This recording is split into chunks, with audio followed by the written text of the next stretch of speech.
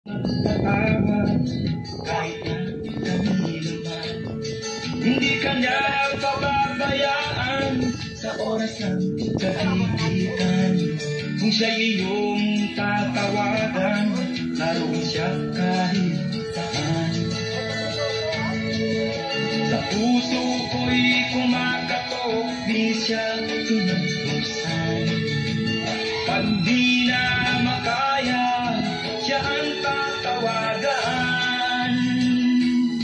Kahit ako makasalanan, ako'y kanyang minamahal.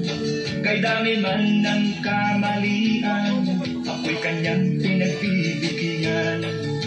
Ano ang aking iginanti sa ating kaibigan? Nang dahil sa aking mga kasalanan, ipinato siya sa krus.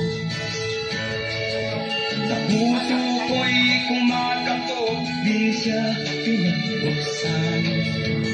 Pag di na